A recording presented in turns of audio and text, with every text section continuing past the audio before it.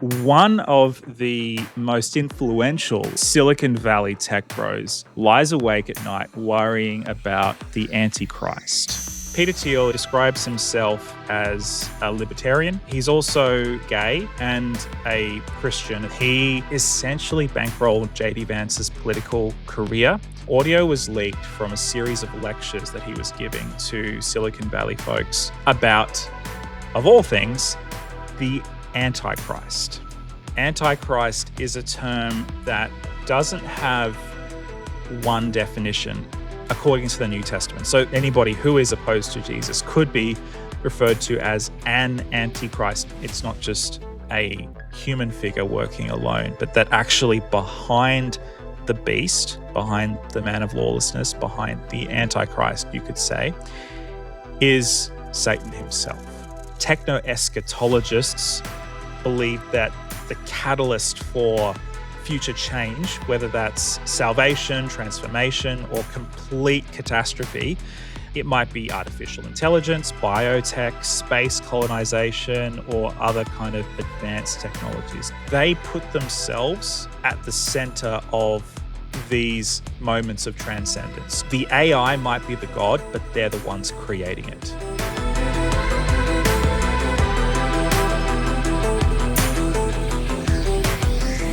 G'day everybody, welcome back to another episode of Science Radio. My name's Jesse Herford and I'm joined today by Zanita Fletcher. Hello Zanita.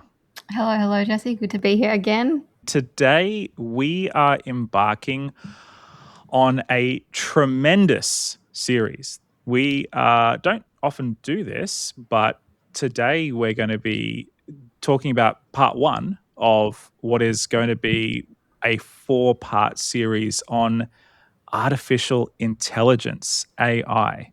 We are first going to be talking today about one of the main proponents of AI and to sort of situate ourselves in the conversation of Silicon Valley, of tech bros, of drones, but with a bit of a twist. And as we go on in this conversation, we're going to explore a few different aspects of the current discourse around AI.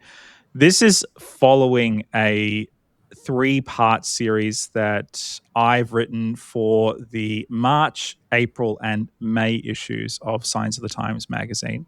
So if you want to see a written version of what we're going to be talking about today, a little bit different, but similar to what we're talking about today, you can check out those articles in the forthcoming issues of the magazine.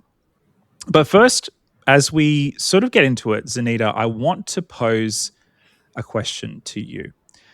I want you to put yourself in the shoes of a Silicon Valley billionaire, and I want you to imagine what they lie awake thinking about at night. Can you kind of imagine that for me? I think probably how well they've done at stitching everyone up, and maybe if karma is real and they'll get track what they've given us, or I don't know. Obviously they're all thinking about money, and maybe I don't know, maybe how long it will take for some other tech genius to rise above them. That's probably what I'd be thinking about. Yeah, building statues, polishing their statues, worrying about the peasants that may come one day to tear down their statues and Yeah. all that sort of Ozymandias kind of vibes there. Well, apparently, Zanita, this may come as a shock to our listeners that one of the most influential of the Silicon Valley tech bros lies awake at night worrying about the Antichrist. Very odd. Yeah. So if you've never heard of him, I'd like to introduce you to Peter Thiel. Now, Peter Thiel is a German-American billionaire venture capitalist. He was an early investor into Facebook. He helped co-found PayPal with Elon Musk. And he is the founder, not the CEO, but he is the founder of Palantir. Now, how much do you know about Palantir, Zanita? I feel like I was tracking right up until that point. Okay. So actually, before I get into Palantir, Do you know what a Palantir is? I do not. Okay, this is cool. So, a Palantir, our editor in chief, Jared Stack, will be very pleased to hear me talk about Palantir. Palantiri, as they're plurally known, are an invention by J.R.R. Tolkien, and they are the seeing stones in the Lord of the Rings stories. Um, Fascinating. so if you've seen Lord of the Rings, you'll have seen Saruman the White. He has a Palantiri, and he uses it to communicate from afar with Sauron, the evil overlord. And in fact, in the story, one of the hobbits, Pippin, accidentally discovers a Palantir that connects himself with the all-seeing eye of Sauron, and the Fellowship gets very scared that Pippin has accidentally revealed the secret nature of the quest to destroy the One Ring, but then they are immediately relieved to know that Pippin's a bit of an idiot, and so he doesn't really know anything. And so he doesn't accidentally give away all the information because he doesn't really know what to give away. So Palantir was basically founded with that idea Okay. for surveillance, and Right. a lot of what Palantir does is surveillance, but they also have a lot of military contracts. So Hmm. a lot of the military equipment that the US is using in the war in Iran right now, that they've used in Gaza, that the Ukrainians have used in their fight against Russia, have been using Palantir technology. So Hmm. cameras and drones primarily, but surveillance is the name of the game. And in fact, I'm just going to do some quick Googling right now, because the other tie-in is a defense company that not Elon Musk, but Peter Thiel also founded, which is all about autonomous systems. So it links very well with Palantir, and it is called Anduril, which is another uh, quite upsetting Lord of the Rings reference, because Anduril is Aragorn's sword, forged from the broken shards of Narsil, whose sword was the Aragorn's like great ancestor who fought against Sauron. So you've got Palantir, the Seeing Stone, and then his other company is Anduril, which is it's weapons. So Is this guy just naming his inventions after the Lord of the Rings? it seems like he's got a pretty Bit of massive a fan. fascination with Lord of the Rings. But the funny thing about it, and we'll get into this more in the episode, he seems to also kind of have a deeply flawed misapprehension about the properties that he's drawing inspiration from. I don't know if J.R.R. Tolkien would be particularly pleased about a tech billionaire using his ideas to name his company. Anyway, Peter Thiel is a strange man. Just to kind of go through the other list of his biography, he is deeply conservative. He describes himself as a libertarian. He's also openly gay and a Christian as well. And he's, interestingly enough, also been caught donating to anti-gay advocacy groups. So a weird contradiction. Right. Uh, Yeah, it's interesting. rules for thee and not for me, perhaps. That's kind of the best way to explain it. But the thing that is actually relevant for our conversation is that in October of 2025, audio was leaked from a series of lectures that he was giving to Silicon Valley folks, about, of all things, the Antichrist. Hmm. Um, and so that's going to be the topic of conversation today. This conversation that Peter Thiel's been having, not just in this one instance, but clearly over time, I think offers a really fascinating insight into the mindset of Silicon Valley, of the billionaire class that is directing a lot of politics right now, and as well, the way that they are influencing policy to further their own, I guess, interests, especially as it relates to AI.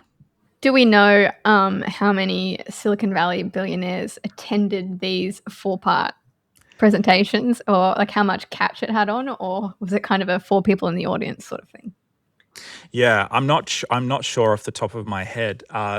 There were a number of folks involved in it, uh, but the thing that we're not too sure just yet is how much in the airwaves is this? How much is this in the water?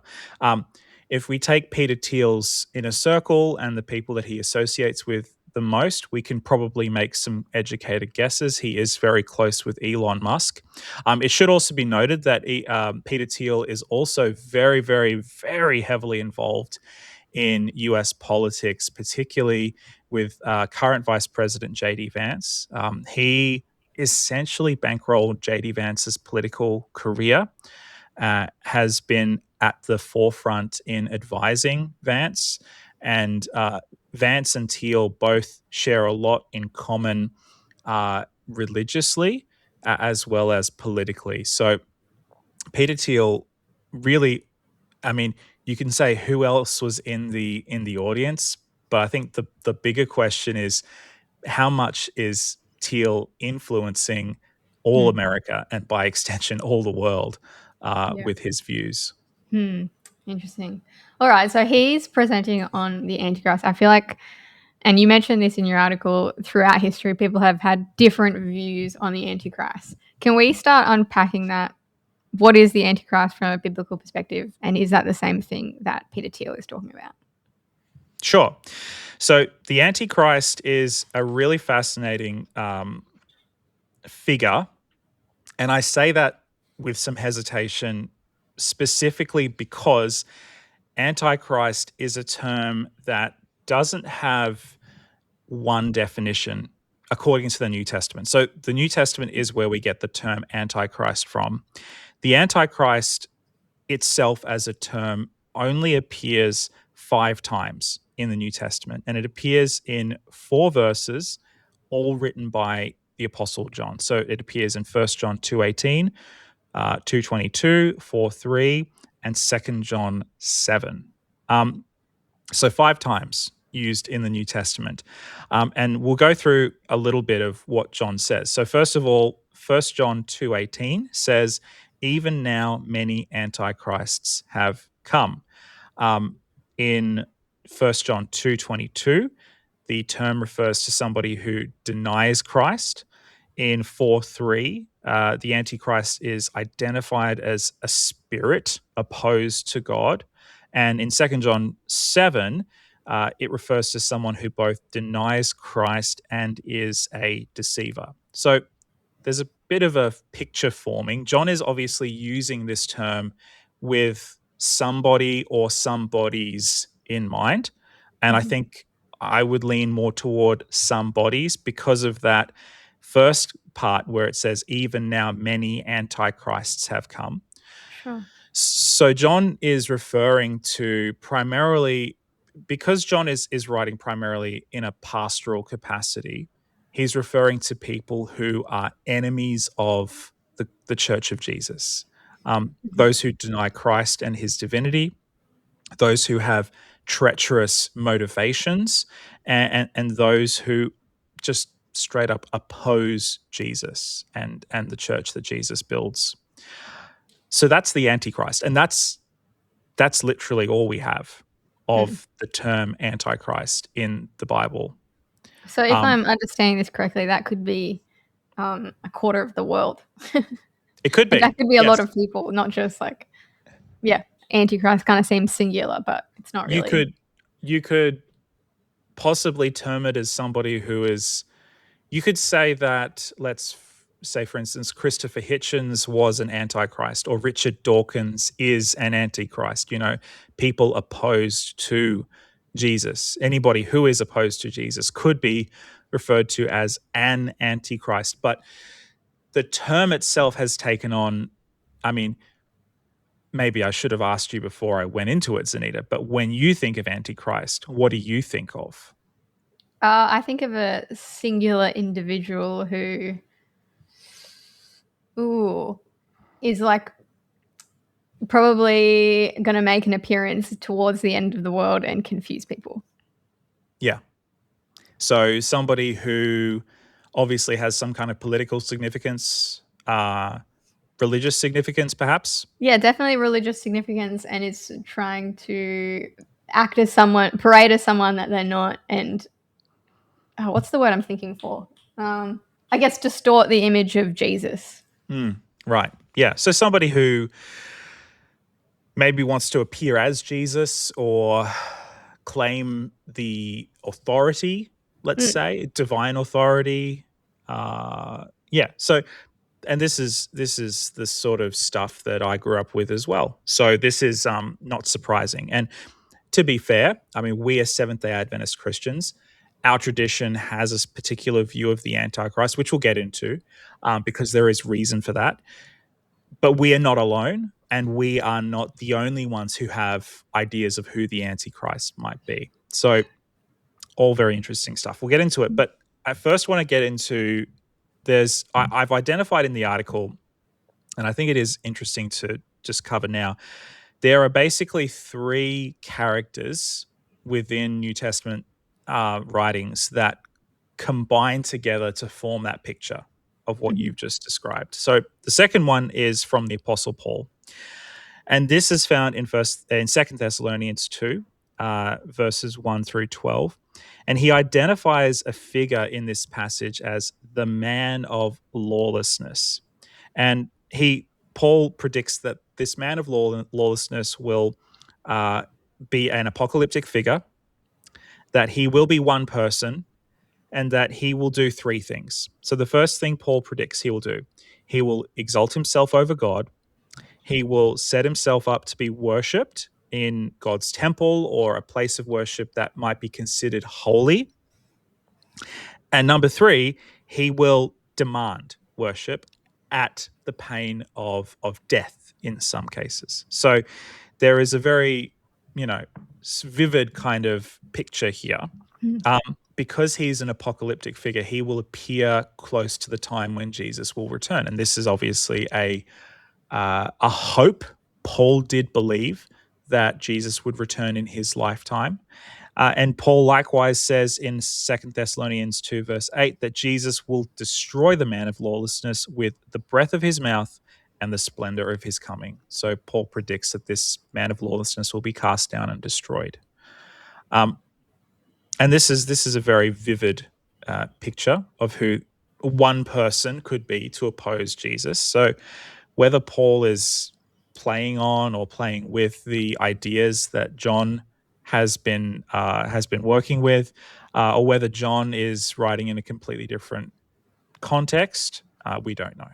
Yeah, I feel like, I don't know if this is what you're getting at, but I feel like there's been so many, even in my lifetime, there's been so many moments in history where people have thought that this is like the end or the end of the world.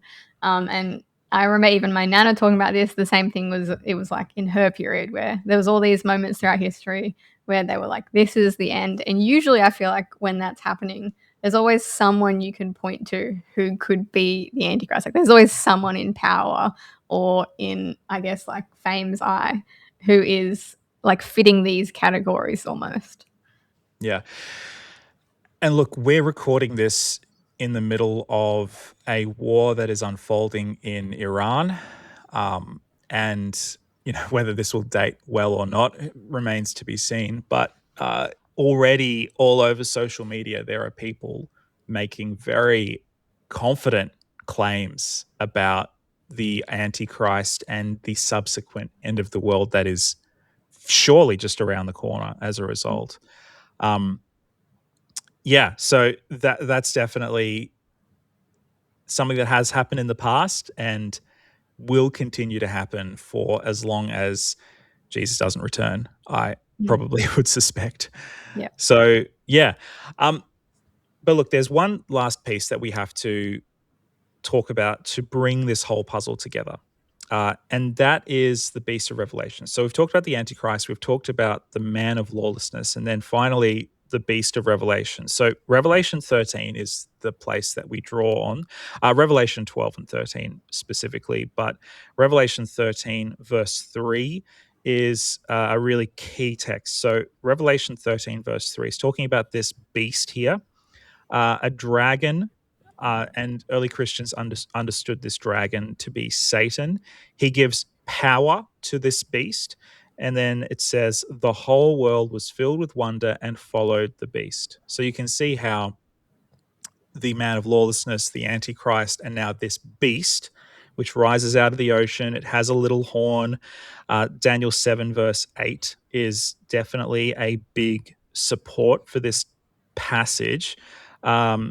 This beast rises out of the ocean. He's got 10 horns, he's got 7 heads, and he has given power and authority by Satan himself. So it brings everything together, right? So you have a figure who denies Christ, who demands worship, but now you see that there is a power behind him. It's not just a human figure working alone, but that actually behind the beast, behind the man of lawlessness, behind the Antichrist, you could say, is Satan himself. I mean, it sounds like that's not something that is noticeable, that it is, Satan or an evil thing, until later on. Initially, it seems like they kind of appear as attractive, human-like, powerful, sure, but people are kind of drawn to them still, which is interesting, I think.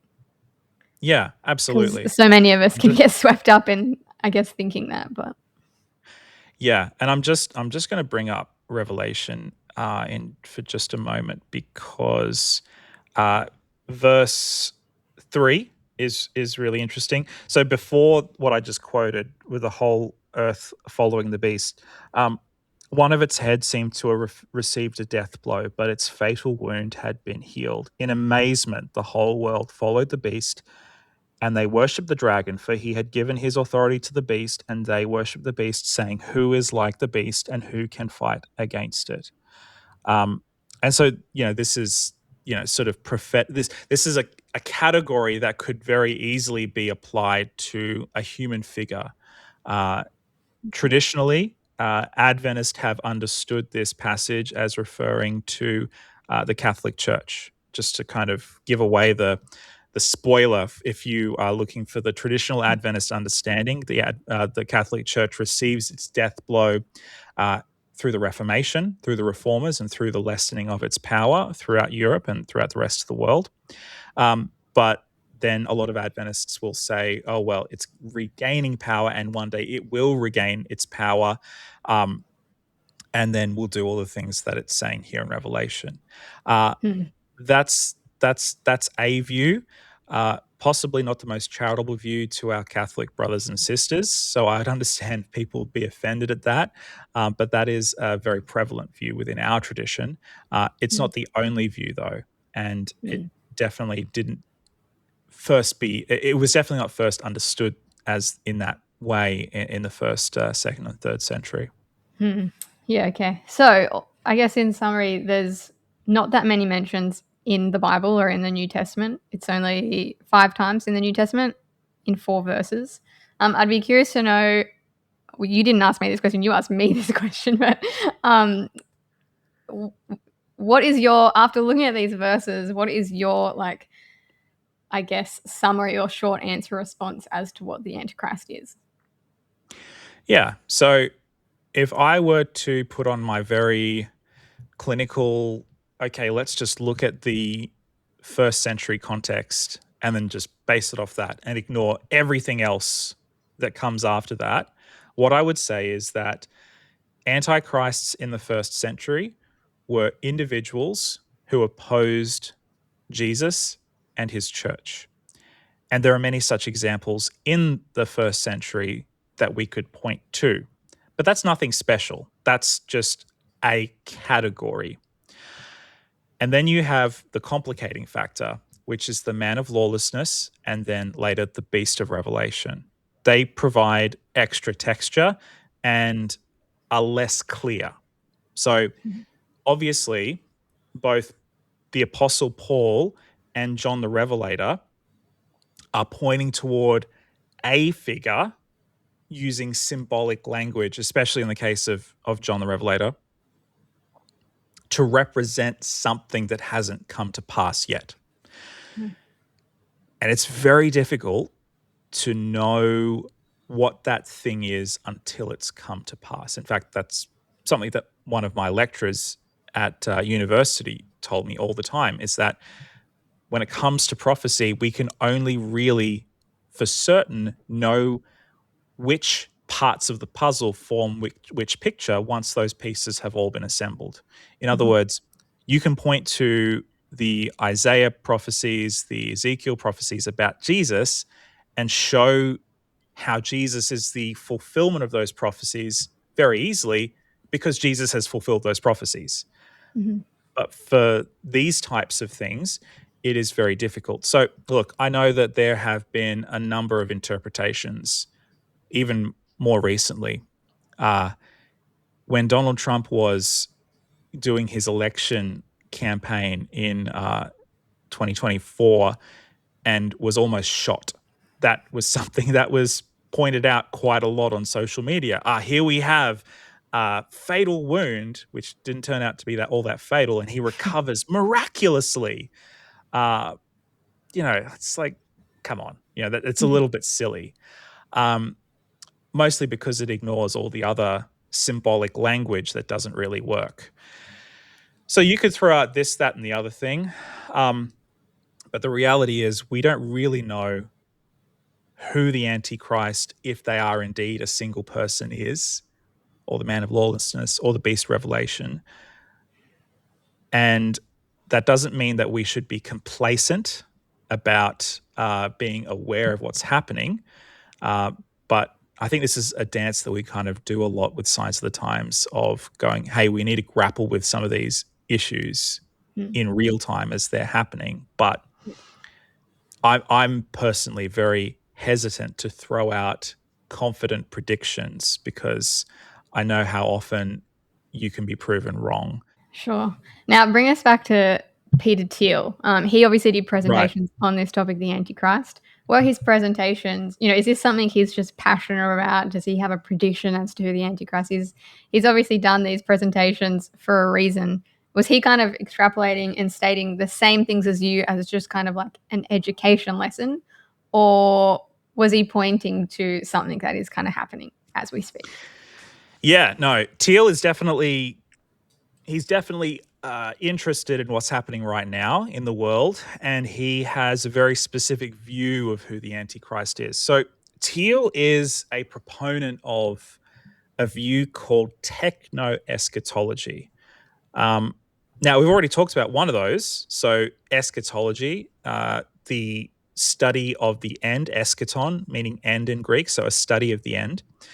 And techno, as in technology. So techno eschatology, as you can kind of imagine, it blends technology and Yes. apocalyptic material.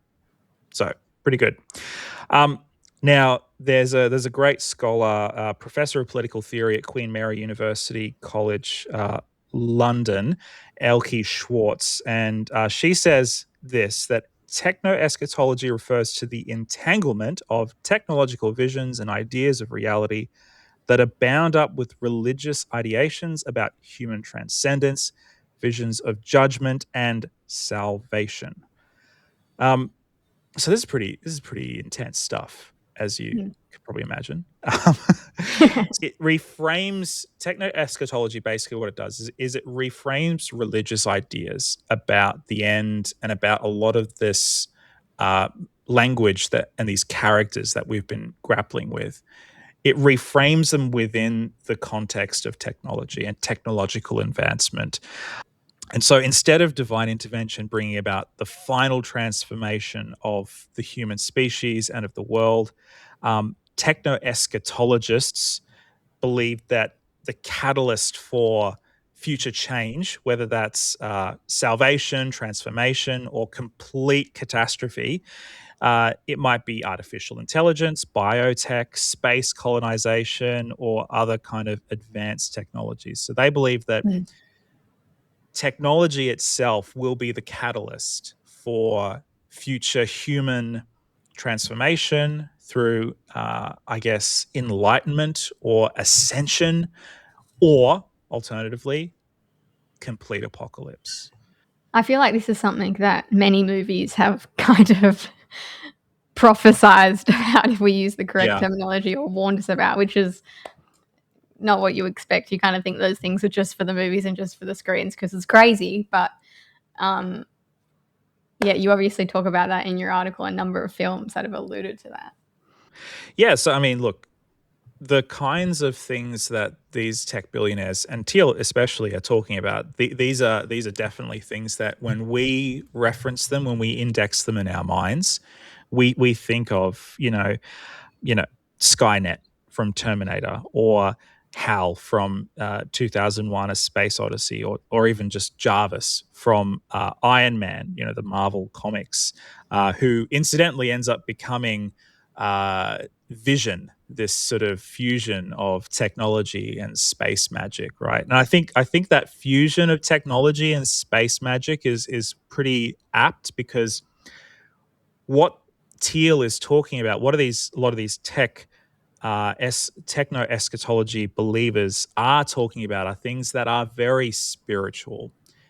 It's unclear to me the extent to which they believe them to be literally true, Hmm. and the extent to which they believe themselves to be the instigators of these things. So, in other words, God might be the one to bring about final judgment in the book of Revelation, let's say. That's, this is stuff that's very near and dear to me and to our tradition. This is stuff that we take for granted. The final battle between God and Satan, the New Jerusalem, the ascension of humanity to become part of God's new future, right? All this stuff. But to a lot of these techno eschatologists, they put themselves at the center of these moments of transcendence. So, in other words, the AI might be the god, but they're the ones creating it. Hmm. The AI may be the one to create the transcendent human future, where we upload our consciousness to the cloud and go about our business in robot bodies, or form a sort of hive mind as we terraform the galaxy, or create the singularity and it destroys us all. And, humans are used like batteries, sort of Matrix style, but they're the ones who are going to be doing the creation. And I think ultimately they believe themselves to be the masters of.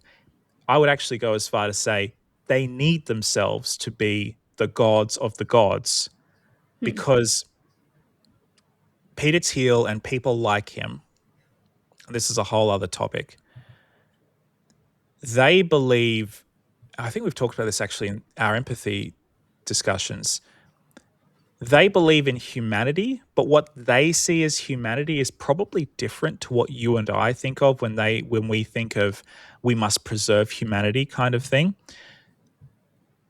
When we think of we must preserve humanity, like, we think of people, everyday people. Hmm. When Peter Thiel and Elon Musk and a lot of his friends think of we must preserve humanity, they're thinking of themselves and a select few other geniuses. And I'm not going to, it's hard because I want to say that they think of themselves as better than the rest of us. The elites. And yeah, well, so there's a phenomenon that a lot of billionaires go through, where the more money you have and the more power you have, the more you believe that you deserve it, that it came to you because you're special, unique, that you have a special set of characteristics that other people don't have, and therefore you are Hmm. better than other people. And I think this is also at play in this. They believe that they need to be the ones guiding humanity into this glorious or potentially tragic or apocalyptic future, and that it needs to be them because they are the ones who have the special source, the special conditions necessary to guide humanity into this future. Hmm. And the reason why that techno eschatology works for Peter Thiel is because of the enemy. and the enemy is the government and regulation and greenie activists like Greta Thunberg. Mm.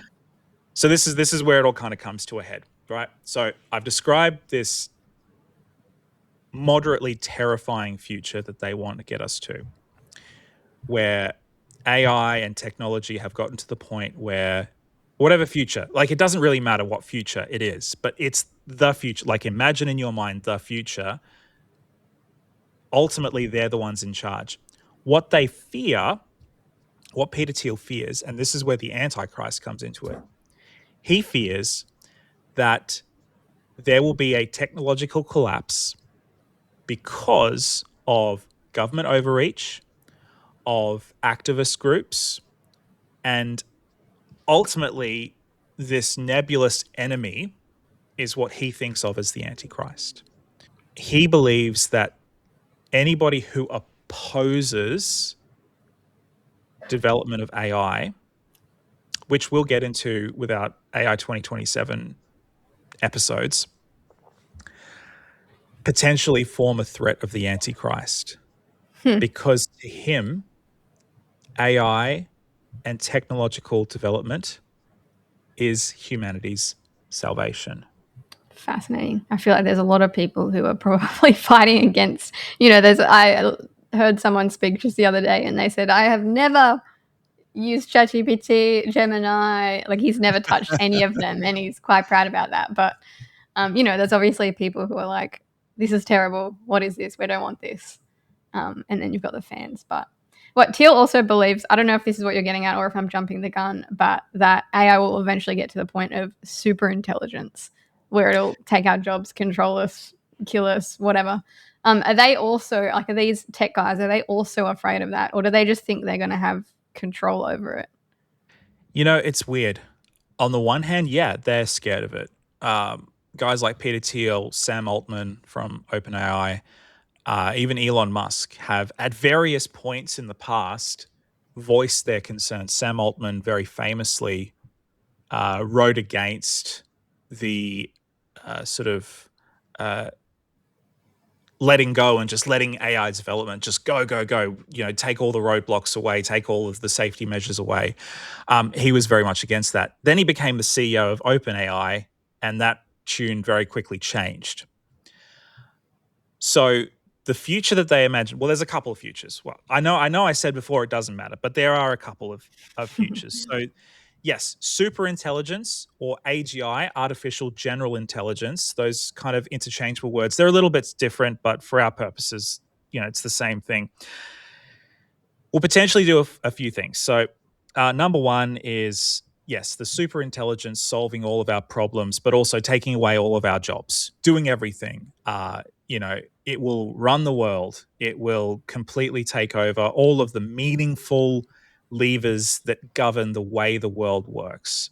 Number two, possibly flowing from number one, it's the post-scarcity technological utopia. So universal basic income, universal healthcare, everybody.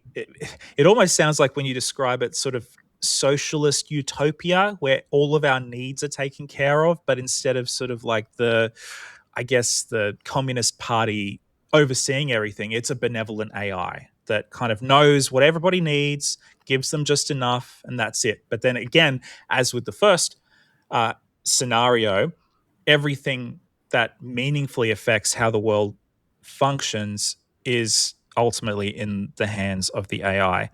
Then the third is the singularity that a lot of people talk about. This is humanity merging with the AI, us getting uploaded to somewhere on the cloud. We exist somewhere, maybe in a simulation, or, we transfer our consciousness to human bodies. Altered Carbon, the TV show and the books, is sort of a exploration of this, where humanity, like human bodies, become kind of like commodities where you can just be uploaded when you get old into a new human body and just continue your life as usual. And that asks some interesting but disturbing questions about what it means to be human and all that. And then the fourth is Judgment Day. It's the Terminator Judgment Day scenario. And we'll talk more about that wonderful scenario in our AI 2027 episodes. But this is humanity being wiped off the planet by an AI, runaway AI, basically deciding that humans are not worth having around anymore, and then we go from there. So And that's that's because that's. of people and governments resisting AI. I think that in some sense, Peter Thiel believes that even in any four of those scenarios, he could still be in charge. And I think that it's a pretty ludicrous and kind of wishful thinking kind of scenario. But I think he genuinely believes that even in the worst possible case scenario, the extinction scenario, you could still have some people around. And so that's what he thinks about when he thinks about humanity. Notice that there is no sort of talk about ethics in this, or what's good for people, or what do the regular folk think about all this. That's not really, it's not really a concern. Hmm. And so that's what the priorities are, um, Hmm. if that makes sense. Okay. So I feel like I'm guessing what your response is just based off your comment there. Um, as someone who has been a pastor, has studied the Bible extensively, what do you think about what Peter Thiel is saying? Like, should we be listening to this with like fear? Should we just be like, what a joke? How should we be responding? How are you kind of responding in? Let me say this, again from Elke Schwartz. Present techno-eschatology focusing on the liberatory capacity of AI technology and on the necessity of AGI keeps attention firmly on the question of AI as a quasi-deity and an inevitable element in the development of world history. I think this probably sums up pretty well what I think about Thiel's ideas about AI. The notion that, to be very clear, the notion that you or I or Peter Thiel or anybody else could create a quasi deity, a god, literally a god from the machine, a deus ex machina, as they say in Latin, it is blasphemous. I mean, if I'm putting my Christian hat on, it's blasphemous. We worship a God that is transcendent on levels of material plane, on time, on space.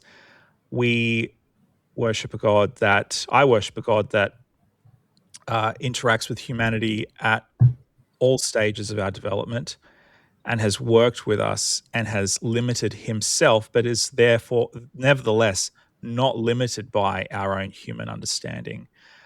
Our God subjects himself to the limitations of humanity, but nevertheless continues to be unknowable, even as he reveals himself to us.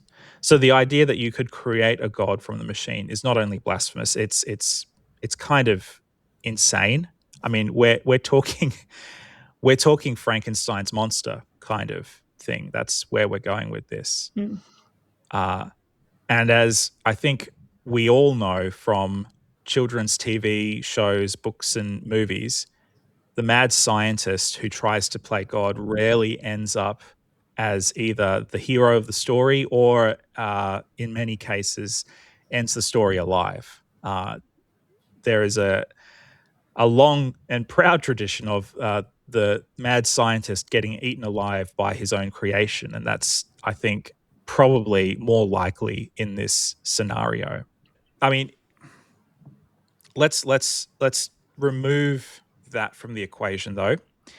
The idea that regulation or concerns about global environment or climate change or any of these other things that Thiel fears, the idea that any of these fit the bill of the Antichrist, it just doesn't work. Um, Peter Thiel's not a theologian, even though he tries to be. And when you just look at the passages of scripture, there is nothing in there that should lead anybody to those same conclusions. The only way that you arrive there is if you've already decided that that's where you have to arrive. And so therefore you create a story to get to there eventually. Yeah, and Peter Thiel wouldn't be the only one. I feel like there are many people who have suggested these things will be the end of the world or are deceiving or whatever. So maybe it's the echo chamber in which you're living, which is deciding that. It could be. It's not difficult to look at Thiel's life and where he's come from, what he's all about, to see how he's created this. And he's not the only one, to be fair, who's created this techno-eschatological framework, but it's very easy to see how this came about in his thinking, and how you might appeal to scripture to reinforce, to give authority to your views that you've already decided. We have kind of discussed how people have thought various people have been the Antichrist. I think, people thought it was Hitler, people thought it was Saddam Hussein, people thought it was Elon Musk and Donald Trump and Bill Gates. There's all sorts of people who have kind of been suggested as the Antichrist. But why do you think every generation kind of gets to the point where they think this is the end of the world and this person's in it, even after there's been so many wrong accounts? Are we like, I don't know, what's going on in there, and how can we be sure, and how can we kind of know when should we be hyper or aware? Because I feel like this is a pattern. It's a pattern, and it goes all the way back to the first century. True. So I think there's a couple of reasons. First of all, it gives people a sense of comfort. And that sounds weird.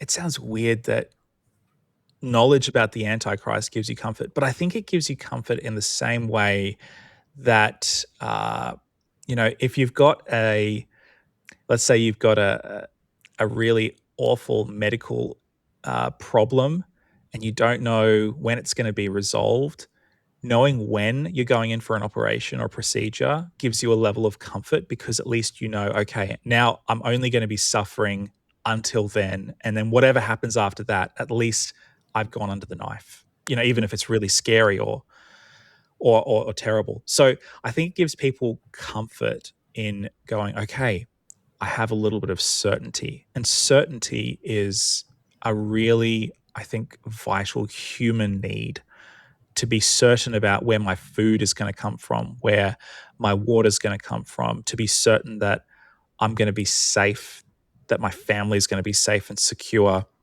And certainty and I should say uncertainty about the future is one of the biggest drivers of worry and anxiety. Whether it's losing a job or, uncertainty about a medical issue, or even something as mundane as, what am I going to have for dinner tonight? That generates a certain amount of anxiety. And we as humans are driven to find solutions to snuff out that anxiety. So, if I don't know what I'm going to have for dinner tonight, I'm thinking, okay, well, I've got some broccoli in the fridge and I've got some rice and I've got some carrots. Let's make some fried rice with eggs. And suddenly I go, okay, I've got a plan now. Or where am I going to? I've lost my job. What am I going to do? I've got all this anxiety. Okay, well, let's update my CV. Let's send it out to some companies. Even if I don't get a job that day, at least I've squashed some of that anxiety in knowing that I've done something. So I think when you have something as extreme as persecution, and we shouldn't miss the fact that Revelation specifically is written to a series of churches, 7 churches in Asia Minor. The first couple of chapters of Revelation directly address each of these 7 churches, many of whom are undergoing, not all of them, but many of whom are undergoing intense persecution right in that moment. So to me, certainty about the end and about the future is about knowing that, number one, there is going to be an end. And number two, what's that end going to look like? Who's going to win? to a certain extent, if you're a Christian going through this persecution, you also want to know, is it worth it? Is it worth it to endure this persecution? What's my reward going to be? Mm. A lot of the New Testament is full of encouragement about perseverance and endurance, and encouraging Christians to have that patient endurance. And I think that the Antichrist, understanding the events that are going to lead to ultimately what Christians believe, which is Jesus's ultimate triumph over evil and death forever, is about that anxiety about the future. Yeah. What about those who I had a friend, I was talking to him yesterday, and he's taken up permaculture and gardening. And when I asked, oh, why, what kind of motivated you to take that up? He's like, oh, well, I think we're nearing the end. And again, he's not a Christian. He doesn't have a faith. But he is concerned that AI and technology is going to bring about the end of the world, and he needs to become sustainable so he can survive, because who knows how long that will last. What does this kind of mean for people, or how should people who, perhaps don't have a faith, don't really know if they believe in the Antichrist and the Bible and the end of the world or all these things, how should they kind of posture themselves with all of this talk of the end of the world and the Antichrist? I think that the time we live in is really scary. And part of that scariness is that uncertainty. I think just naming that is really important. And I think the follow-up from naming that is that humans have a remarkable ability for resilience if they group together. The churches in Revelation aren't encouraged to individually be strong. Just hold in there, brother. Hold in there, sister. You're going to be okay. They're encouraged to endure as a community. I think the thing, when I see preppers, like your friend, I don't know if maybe that's offensive to call them a prepper, but when I see people who are, thinking along those thoughts, I can't help but think, man, if you have all the stuff you need, if the apocalypse does hit tomorrow, then good for you. But if you're alone, man, that's a pretty tough life. Like, I don't know what I'd prefer. Would I prefer being wiped out, but I'm in community, or would I prefer living sustainably for the rest of my life and living to a ripe old age, but I'm completely and utterly alone? I'm not sure. Yeah. But what I do know is that community is what makes us strong. And these early Christians remained steadfast, and they endured, not because of any sense of willpower or endurance that they had in and of themselves, but because of what they were able to do together to do the things that humans have always done, to have a sense of place, to have a sense of community, to have rituals and spiritual practices that bind them together and give them a sense of meaning and purpose, even if sometimes those spiritual practices don't offer all of the answers right now. Let's band together, whether you Yeah. believe in the Antichrist or not. Yeah. All right, awesome. Well, for anyone who is interested in reading more, Jesse has done a bit of a series on this whole topic, like we've mentioned. This is the first of 3 articles. It is called "Has Peter Thiel Unmasked the Antichrist?" And you can find that in the March issue of Signs and in the online as well. Coming next is his article "AI 2027 and the End of Humanity" in the April issue. And then in May, we have "How We Are Becoming Cogs in the Machine." As always, you can find those articles both online and in the magazine. But thank you, Jesse, for this conversation. I think it's encouraging amidst the chaos of the conversation. So appreciate your deep dive on the topic. Thank you, Zanita. Looking forward to the next installment in this series. Awesome. Stay tuned. All right. Bye-bye, everybody.